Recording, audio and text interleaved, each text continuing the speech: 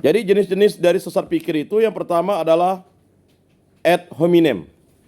Nah, nanti ini catatan nanti akan saya kirim ke grup ya.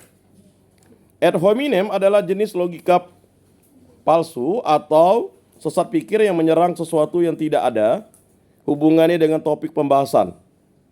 Bentuk serangan ini bisa tertuju pada situasi kehidupan lawan bicara seperti bentuk tubuh, keadaan finansial, dan lain sebagainya. Contoh ad hominem bisa ditemui ketika ada pembahasan tentang perubahan iklim yang ekstrim, kemudian ada seseorang yang merespon, kamu mah tinggal di rumah mewah, pendapatmu nggak guna. Persoalan tempat tinggal seseorang jelas tidak ada hubungannya dengan yang berargumen mengenai perubahan iklim yang ekstrim. Biasanya kan ada juga, kau kan orang kaya, nggak tahu kemiskinan kami, ya itu sebenarnya ad hominem. Kau kan bukan suku Dayak, ngapa kau bicara tentang suku Dayak, itu ad hominem. Kau kan bukan suku Batak, kau tak tahu tentang kami, itu ad hominem. Ya, padahal orang bisa mengetahui pengetahuan tentang suku Dayak dan suku Batak itu tinggal dia mempelajari di YouTube, atau dia studi eksploratif, atau dia membaca buku. Ya, ini sering terjadi. Ya. Adalah jenis sesat pikir yang menyerang sesuatu yang tidak ada hubungannya dengan topik pembahasan. Misalnya kamu nih membahas tentang perubahan iklim, lalu tiba-tiba lalu suku pula yang diserang, kan aneh. Ya, yang menyerang sesuatu yang tidak ada hubungannya dengan topik pembahasan. Kemudian yang kedua, appeal to popularity. Ya, sesat pikir yang satu ini melibatkan opini pernyataan sebagian besar masyarakat. Kesalahan pikir ini sering terjadi karena dipercayai benar sebab digunakan atau dikenal sebagai besar masyarakat. Contoh logika sesat pikir atau logical fallacy appeal to popularity yang sering ditemui adalah ketika membahas soal universitas terbaik. Kemudian ada seseorang yang beropini universitas terbaik itu udah jelas universitas negeri dong, apalagi universitas X. Lulusan situ pasti gampang dapat kerjaan enak.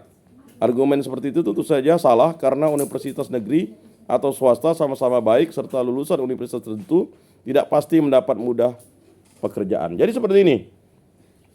Universitas lain tuh mudah dapat kerja, kita ini susah. Ya, palinglah kerja kita jadi guru, ya, kerja di gereja atau apa ya. Coba kalau kita jurusan lain mudah cari kerja. Nah, ini juga sesuatu yang sering menghambat logika palsu. Berikutnya ada yang disebut dengan false dilemma. Ya. False dilemma, sesat pikir ini terjadi ketika seseorang mengaitkan dua pilihan yang salah. Dua pilihan yang salah. Contoh, ya, false dilemma adalah ketika seseorang perempuan membahas mengenai kerja keras dimulai dari nol. Kemudian ada seseorang yang merespon, kamu mah kalau enggak terlahir dari orang tua kaya ya nikah sama cowok kaya. Pendapat tersebut tentu saja sesat karena logika si respon seperti mengatakan bahwa seseorang perempuan tidak bisa sukses sendiri mulai dari nol. Nah, jadi seperti itu. Ya kan? Jadi misalnya, enggak bisa lah Pak, saya kan nanti kalau mau cari suami harus yang sudah kerja, ya kan? Nah, ada juga yang berpikir itu. Nah, itu yang disebut dengan false dilemma. Ya. Nah, itu tadi wajar kalian false dilemma karena kalian masih dalam proses pembelajaran. Kalau orang tuh sudah punya suami dan istri dia masih dilema aja, masih ngomong, mungkin bapakmu ngomong, itulah mamamu dulu. Sebenarnya bapak tuh mau kawin dengan yang sana, masih diomongkan ke anaknya, bapaknya itu false dilemma namanya, sesat pikir namanya. Paham enggak? Masa dia enggak mencintai mama? Bagaimana lah? Kok bisa lahir saya, Pak?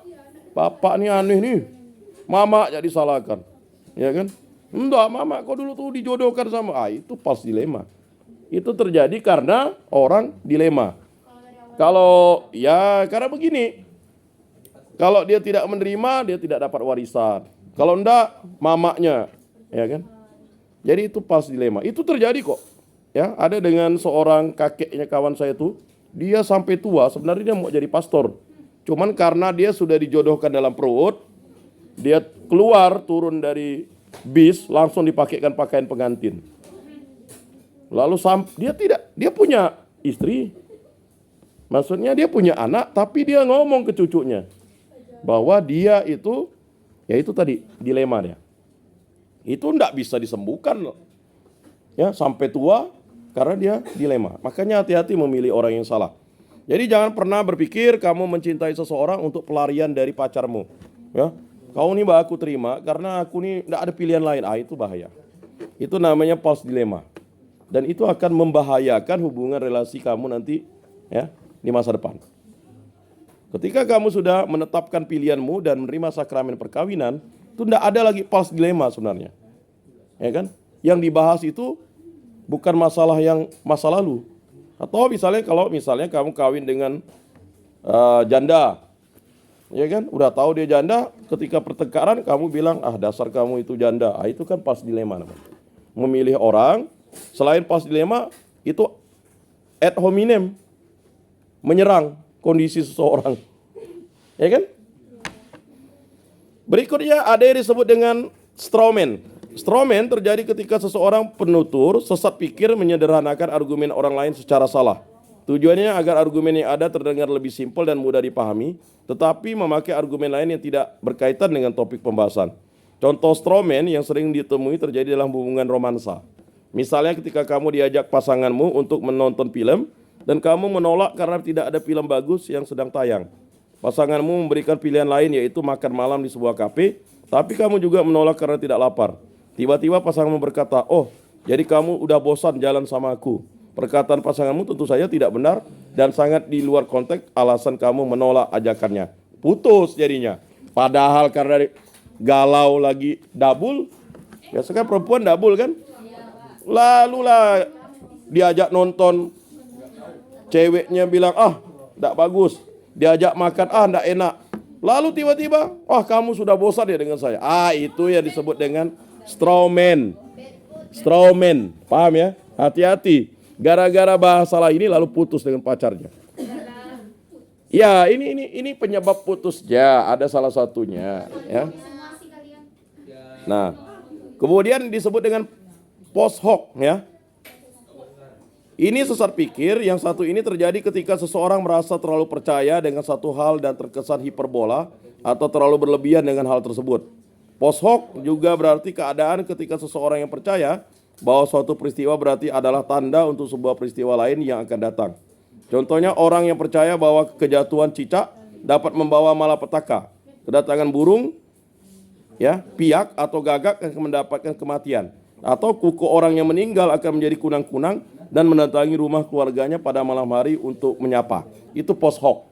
Jadi kalau misalnya kita lagi ngomongkan orang cicak bunyi, itulah dia. Betul kan? Itu namanya post hoc, sesat pikir. Kamu atau kalian mungkin ingat dalam pertemuan kita sebelum ujian tengah semester, ya kan? Ada yang saya sebut dengan tahayul tuh. Ya. Nah, sekarang sesat pikir itu disebut dengan post hoc namanya. Ya, lihatlah mata nih berkedip kiri nih, mau keluar duit katanya. Tangan saya gatal di kiri nih, mau keluar duit katanya. Ya, kita lanjutkan sedikit ya supaya nanti kamu mudah. Kemudian ada yang disebut dengan circular argument. Sesat pikir yang satu ini adalah tipe yang paling umum ditemui. Circular argument terjadi ketika pendapat seseorang hanya berputar-putar dan terus diulang tiada akhir. Hal ini bisa menjadi sesat pikir karena inti dari argumen yang disampaikan menjadi hilang atau tak berarti. Jadi begini, kalau kalian punya organisasi, udah tahu kawanmu ini salahnya satu aja. Salahnya adalah dia, ya gara-gara dia beli sesuatu tidak ngelaporkan kwitansi. Kamu terus serang itu aja terus. Dia tidak bisa dipercaya. Waktu dia jadi panitia dia tidak transparan. Jadi itu disebut circular argument. Kalian sampai nanti ketika kalian sudah dewasa, ketemu di organisasi itu, kamu hanya mikirkan yang itu aja misalnya. Itu terjadi misalnya. Terjadi dengan teman saya dulu. Saya kan rambutnya gondrong, ya kan fakultas teknik, celana koyak. Lalu dia bilang saya preman pula, ketawa saya. Itu disebut dengan circular argument. Ya. Jadi circular argument namanya. Ya kan? Padahal, saya tidak preman, saya bilang. Tapi dia menganggap saya preman. Berikutnya adalah slippery slope, ya. Sesat pikir ini terjadi ketika seseorang berargumen sebab akibat yang salah. Contohnya ketika kamu memberi makan kucing liar, kemudian ada seseorang yang mengatakan, kalau kamu suka kasih makan kucing liar, harusnya kamu kasih makan semuanya, enggak cuma satu saja. Selamatkan juga kucing-kucing liar yang sakit atau ketabrak mobil. Kamu kan pecinta kucing. Logika tersebut tentu salah karena seorang pecinta kucing mustahil untuk mengurus semua kucing liar yang ada. Seseorang pecinta kucing juga tidak wajib menyelamatkan dan memberi makan semua kucing liar yang ada. Jadi ceritanya begini misalnya. Saya mau beri makan anjing. Hah? Ya kan? Ngapa enggak beri makan anjing saya, anjing ini, anjing itu? Nah, ini terjadi. Itulah sesat pikir yang menggambarkan orang yang disebut dengan slippery slope. Berikutnya yang ke-8 adalah gambler's fallacy. Ini gamblers ini judi ya. Jadi logika sesat ini terjadi ketika seseorang memiliki pola pikir yang percaya akan sesuatu berjangka pendek, pasti akan terjadi. Contohnya ketika seseorang berkata, wah udah seminggu hujan terus nih, besok juga pasti hujan deras. Atau anaknya Bu X ada 3 semuanya dokter, pasti anaknya keempat dan kelima juga akan menjadi dokter. Pemikiran tersebut jelas salah karena anak si Ibu X yang keempat dan kelima tidak pasti menjadi dokter di kemudian hari. Jadi sering kita gambler's fallacy ya. Misalnya bapaknya guru agama, nanti anaknya guru agama. Nah ini gambler fallacy namanya. Nah, sedikit lagi itu dia beberapa macam logika palsu yang sering ditemui. Kesalahan dalam mengutamakan argumen memang kerap terjadi, baik dalam komunikasi lisan maupun tulisan. Sesat pikir tentu bisa berakibat fatal karena dapat menyebabkan kesalahpahaman baik dalam skala kecil atau skala besar yang dipercaya masyarakat luas. Jika sesat pikir ini dipercaya dalam skala besar, tentu dapat menyebabkan hal yang tidak diinginkan. Contohnya, sesat pikir mengenai virus COVID-19 yang memiliki persentase kesembuhan tinggi, sehingga tidak perlu ada perlakuan khusus untuk menghadapi virus ini. Jika hal ini dipercaya masyarakat luas, masyarakat bisa menganggap COVID-19 sama entengnya dengan virus lain sehingga tidak perlu mengikuti protokol kesehatan. Akibatnya pandemi COVID-19 tidak kunjung selesai. Maka dari itu alangkah lebih baik untuk kita memahami konteks pembicaraan, mengerti situasi lawan bicara, dan berpikiran terbuka serta melatih pemikiran kritis. Kita selalu menyampaikan argumen agar tidak menyebabkan sesat pikir, dan jika kita menulis sebuah tulisan sebaiknya dicek, ya, proofread terlebih dahulu sebelum dipublikasikan. Ya, 1 menit dari sekarang, demikianlah review kita. Itulah ilmu sosial dasar. Ya, absen kan 1 orang tidak masuk. Banyak.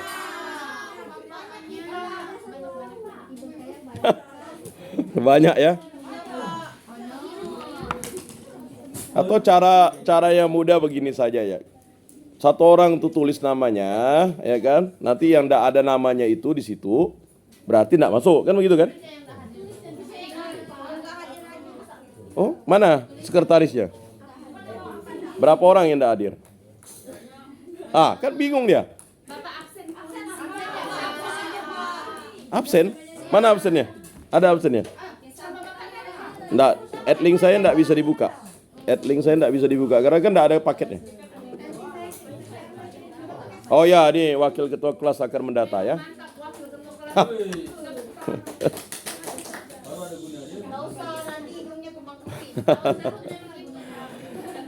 Baik, demikianlah ya. Jadi begini, saya baru lihat adlink saya itu, sebenarnya memang kebijakan dari kampus itu kan rupanya masih ada pertemuan beberapa kali. Jadi kalau adlink saya mau presentasi ke kalian, kan saya harus masuk. Nggak mungkin saya nggak masuk lalu saya katakan kalian masuk. Nah itu namanya sesat pikir saya. Saya mau mengatakan ini supaya mari kita tidak menjadi pribadi yang sesat pikir, ya. Jadi kalau kita masuklah, ya. Kemudian kalau kita sakit, ya. Kalau kita izin. Kemudian kalau kita kerjakan tugas. Jadi sudah jelas ya. Jadi ilmu sosial dasar ingin membangun supaya kalian tidak sesat pikir. Itu tujuannya kalian belajar ilmu ini. Dan sekali lagi, ya, kalau mau selesai kalian jangan sesat pikir. Karena mungkin dosen ini kok minta ini, minta itu, minta ini. Coba lihat si itu, ya kan? Dia kok mudah aja sekali konsultasi. Karena kita ini mau 10 kali. Tunggulah, ya kan? Inilah. Nah, Makanya kesabaran dibutuhkan. Mari kita tutup dalam doa, dalam nama Bapa dan Putra dan Roh Kudus. Amin. Allah Tritunggal Yang Maha Kudus, terima kasih atas karya agungmu. Kami dipertemukan dalam kelas ilmu sosial dasar di PKK 5 ini. Semoga kelanjutan dari ilmu sosial dasar ini adalah membangun pribadi kami untuk bertumbuh dalam pikiran yang tidak sesat pikir. Berkatilah segala apa yang kami lakukan di kampus ini.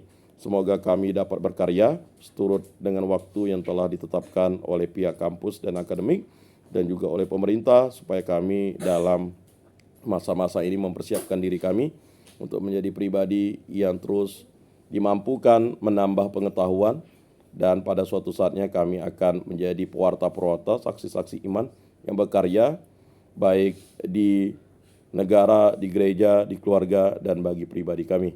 Kami akan mempersiapkan diri kami membangun ujian kami ke depan. Semoga ujian kami pada akhir semester dapat menjadi suatu tanda evaluasi bagi kami. Apakah kami akan melanjutkan ke pendidikan yang lebih lanjut atau akan ke jurusan lain. Dan berkatilah kami agar kami menjadi pribadi yang bertekun. Dan kami juga mampu untuk mendidik diri kami menjadi pribadi yang beriman, setia kepada Kristus, dan terus menjadi kudus karena kehendak dari Yesus Kristus.